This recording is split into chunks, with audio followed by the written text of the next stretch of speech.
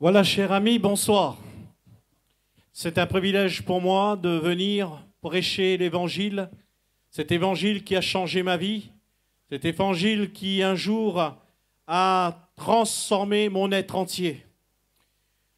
Ce soir, eh bien, sur cette place publique où, bien sûr, nous sommes nombreux, nombreuses, il y en a qui sont dans leur maison, je vous salue, il y en a qui sont dans leur voiture, comme il y en a qui sont dans un coin, mais qui écoutent l'Évangile, et vous avez raison de le faire. J'ai vu que sur ce podium, il est écrit « L'Évangile, puissance de vie ». Je m'appelle Georges Mouria Prégassin. J'ai passé donc mon enfance, une partie de mon enfance dans la ville de Saint-André, et puis bien sûr dans la ville du Nord, qu'on appelle Saint-Denis. Et ce soir, je voudrais vous parler effectivement l'Évangile, puissance de Dieu. Il y a un homme de la Bible, il avait dit « Je n'ai point honte de l'Évangile, car c'est une puissance de Dieu pour le salut de quiconque le croit. » Et mon désir ce soir, c'est que tu puisses croire. Mon désir ce soir, que tu puisses ouvrir ton cœur à l'écoute de la parole de Dieu. Cet homme qui a dit « Je n'ai point honte de l'Évangile », et la question que je me suis posée, d'où vient cette fierté quand il dit « Je n'ai point honte de l'Évangile », il a cette assurance, et il s'appelle Paul. Il assume complètement cet Évangile, il n'en a point honte, bien au contraire, il est fier de le proclamer, de l'annoncer et de parler à quiconque. C'est vrai que ce sentiment lui vient de l'expérience qu'il a faite avec celui qui est le centre de l'Évangile, qu'il annonce. En effet, avant de dire Paul, il s'appelait Saul de Tarse. Sa vie a été transformée alors qu'il marchait sur le chemin de Damas. Ce grand jour était pour lui un sujet de bénédiction, parce que avant de s'appeler Paul, il s'appelait Saul de Tarse. C'était un homme mauvais, un homme rempli de haine, qui faisait que le mal, et la Bible dit qu'il respirait la menace et le meurtre. La Bible dit qu'il respirait la menace et le meurtre. Malgré tout, Jésus dans sa grâce, Jésus dans son amour, va rencontrer cet homme sur ce chemin de Damas et effectivement va lui faire grâce. Nous réalisons que Jésus est celui qui nous aime, Jésus qui fait grâce à qui il veut. Et c'est comme cela, cet homme qui sera convaincu de péché, et il va accepter effectivement Jésus comme sauveur personnel. Il sait que cet évangile, c'est la solution aux besoins de ce monde qui périt. Cet évangile, c'est une puissance de Dieu. Ça n'a rien à voir avec la puissance des hommes, ça n'a rien à voir avec la puissance de je ne sais quoi, ou je ne sais qui, mais cette puissance, elle vient d'en haut, et son nom, c'est Jésus-Christ. L'évangile, effectivement, c'est la bonne nouvelle, et quand on parle de bonne nouvelle, c'est que Dieu a tant aimé le monde qu'il a donné son Fils unique, afin que quiconque le croit, eh bien, ne périsse point. Nous voyons que Dieu est descendu, Dieu est venu habiter en nous. C'est vrai que quand nous regardons, les religions prétendent que nous pouvons nous approcher de Dieu par des rites, par des coutumes, par des pratiques, pour essayer effectivement de plaire à Dieu. Mais la vérité, mon ami, laisse-moi te le dire, que tout homme est perdu, puisqu'il est dit, le salaire du péché, c'est la mort. Personne ne peut s'approcher de Dieu. Personne ne peut lui plaire. Notre condition de péché met bien sûr une distance entre nous et Dieu. L'homme est perdu. Mais la bonne nouvelle, c'est qu'il y a Jésus qui est descendu et l'Évangile nous parle de la bonne nouvelle. La bonne nouvelle est proclamée dans Jean chapitre 3 verset 16, car Dieu a tant aimé le monde qu'il a donné son Fils unique. Et cela nous permet de nous approcher. Bien sûr, nous pouvons nous approcher devant Dieu dans la personne de son Fils Jésus-Christ. Jésus s'approche de nous, et si Jésus s'approche de nous, il est la bonne nouvelle, il est l'évangile personnifié. Jésus est la réponse, la seule solution, la bonne nouvelle pour l'humanité. Mon ami, l'évangile, c'est une puissance pour le salut. Ce n'est pas une nouvelle doctrine. Nous n'avons pas effectivement inventé l'évangile. Ça n'a rien à voir avec ce qu'on peut nous proposer aujourd'hui. La Bible est plus qu'un livre, c'est la parole de Dieu. La puissance de vie pour le salut des hommes perdus, égarés, sans espérance, mais aussi prisonniers de leurs péchés. L'évangile sauve. Il n'y en a point d'autre évangile. On pourra aller chercher partout, par tous nos efforts, mais nous n'avons rien de bon sur cette terre, si ce n'est que l'évangile, la puissance de Dieu. Cette puissance a créé le monde, puisqu'il est dit, au commencement était la parole, et la parole était avec Dieu, et la parole était Dieu. Elle s'est manifestée en la personne de Jésus, qui a tout accompli pour le salut des hommes. Il y a de salut en aucun autre. Ce salut que Dieu nous offre est personnel, parce que quand Dieu nous offre ce salut, nous avons un choix à faire, comme ce soir. Ce soir, je te demande de bien ouvrir tes oreilles, ouvrir ton cœur, parce que c'est un choix personnel. Et je peux te dire que l'évangile est gratuit. Tu n'as rien à payer ou à donner. Jésus a payé la rançon. Jésus a payé le prix sur la croix de Golgotha. C'est cette puissance qui a le pouvoir de convaincre les hommes dans leur nature pécheresse, afin de les amener à se tourner et à prendre une décision de se confier en lui. L'évangile, si c'est une puissance pour le salut, on peut dire que l'évangile, c'est une puissance qui délivre. Elle délivre des maladies. Nous avons entendu ce témoignage il y a quelques minutes de cela. Nous voyons que Jésus est toujours d'actualité parce que Jésus-Christ est le même hier, aujourd'hui, éternellement. Jésus a guéri tant de malades. Il a secouru des gens en détresse, physique ou morale. Jésus a guéri des aveugles, des lépreux, des sourds, des paralytiques, mais aussi des dépressifs. Jésus délivre des passions de ce siècle présent. Nous pensons à l'alcool, combien de dégâts l'alcool fait dans les foyers. Combien de dégâts l'alcool fait dans les vies. L'alcool nous tient. L'alcool nous rend prisonniers. L'alcool nous donne une vie en décadence. Combien de gens qui sont pris dans la drogue. On commence par fumer un joint, 2 joints, 3 joints, et on réalise, on n'en peut plus s'en passer. L'évangile délivre aussi de l'immoralité.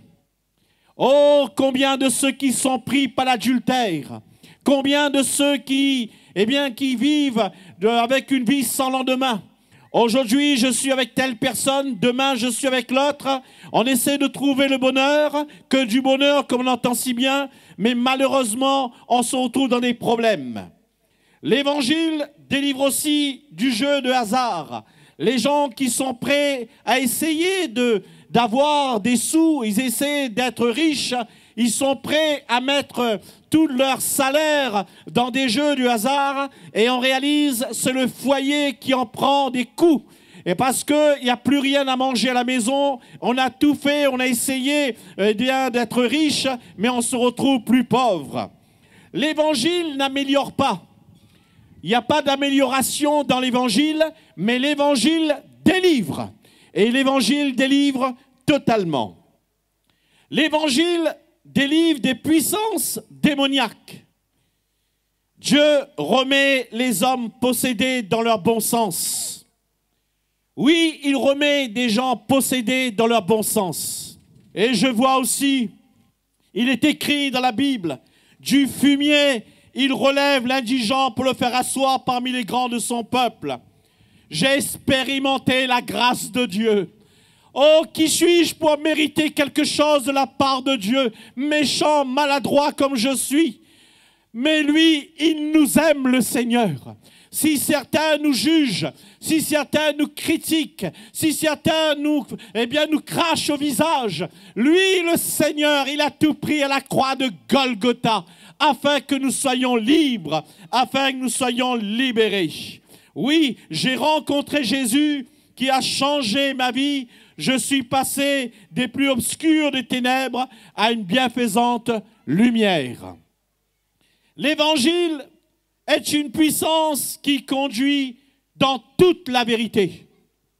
Il y a tant de choses qui sont fausses, des vérités soi-disant, on essaie de nous faire passer cela comme la vérité, on essaie de nous faire avaler. L'Évangile est vrai. L'Évangile nous conduit dans toute la vérité. Je sais une chose, l'Évangile ne me dit pas peut-être je suis sauvé. Mais une chose qui est sûre, je sais que je suis sauvé, il n'y a pas de peut-être avec l'Évangile, parce que l'Évangile, c'est oui et amen. Jésus est le bon berger. Nous devons nous laisser conduire dans toute la vérité. L'Évangile est une puissance pour le salut de quiconque. Quiconque, c'est qui? Quiconque, c'est le riche. Peut-être tu as une belle voiture, tu as une belle maison, tu as une belle piscine, tu as un bon travail, tu dis mais j'ai tout ce qu'il faut, j'ai un bon compte en banque. Mais cependant, devant les autres, tu essaies de donner une apparence, mais à l'intérieur de toi, c'est vide. À l'intérieur de ton cœur, c'est comme, une tombe. Il y a l'apparence d'être joli, mais à l'intérieur, c'est totalement mort. Mon ami, l'Évangile, c'est pour les riches, pour celui qui est complètement abattu, même s'il possède tout, mais au fond de lui, il ne possède rien. L'Évangile, c'est pour le pauvre, c'est pour celui qui est complètement par terre, pour celui qui est bas tombé, pour celui qui malheureusement on nous rejette à cause de notre situation, à cause de notre position. Mais Jésus a pensé aussi aux pauvres. L'Évangile, mon ami, c'est n'importe quelle nationalité, qu'importe ce que tu es, Jésus t'aime. Oui, Jésus t'aime.